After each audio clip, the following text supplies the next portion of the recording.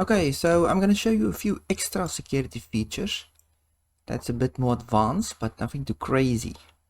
So it's more to do with PowerShell and the vulnerabilities that the PowerShell might have. So there's two versions on your computer. It's an older version 2.0 and then a newer one. So we want to go ahead and uninstall the older one.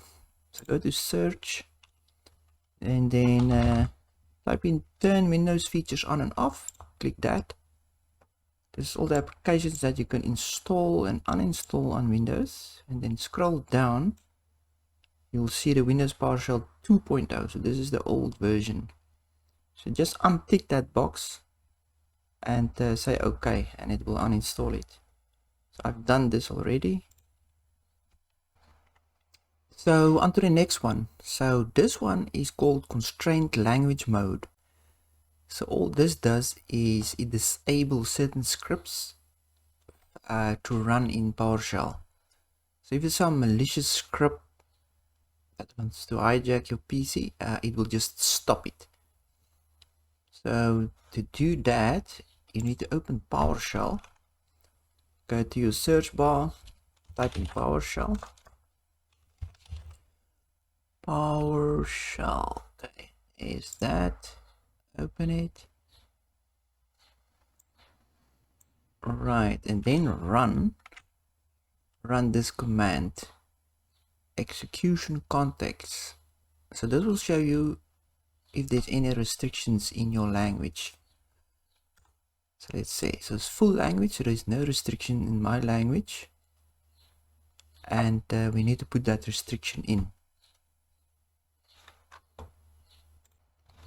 So go to your search bar again, and then type in edit environment variables. Here it is. So if we click on that, I know in Windows 10 or 11, in 11 you might be able to just edit this, but I found that in Windows 10 this is disabled. So don't go through that, go through your control panel. Let's type in control panel. Go to control panel, go to system and security, system, right, and then once here you go to full screen, you go to advanced system settings, and then it's in advanced, you go to environment variables, and now it will be ready to edit.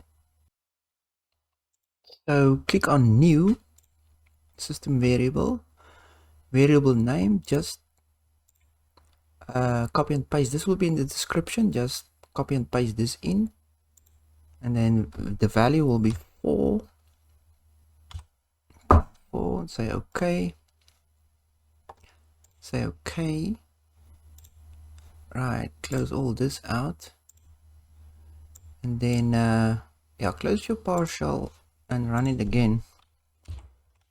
PowerShell, put that in, and then execute that command again, which will show you the language. Yeah, there it is. So now it says constrained language, so that script is definitely disabled now.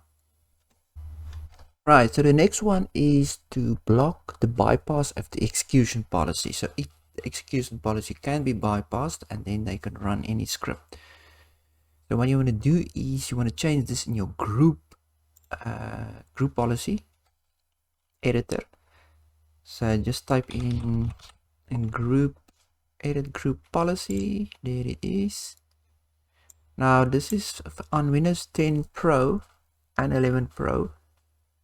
If you're running Windows Home, then there is a group policy plus, which I will show just now.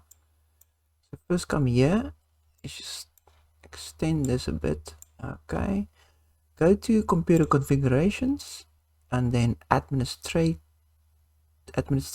templates, Windows components, and then scroll down to Windows PowerShell. Right, and then you come down to turn on script execution, double click on that, and here you can actually disable script execution completely, so no scripts will run.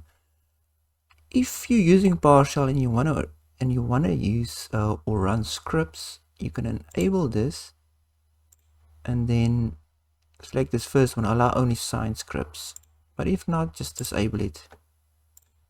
Apply OK. Right, and then to run it on home, let's just kill that for now. You're gonna have to run policy plus for home. So it looks more or less the same as you can see.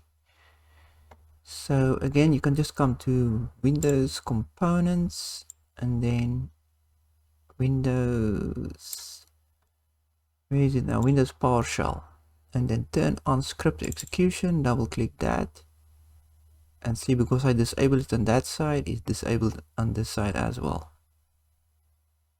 The only difference in Policy Plus, you have to actually come to File and say Save Policies, otherwise it won't save it.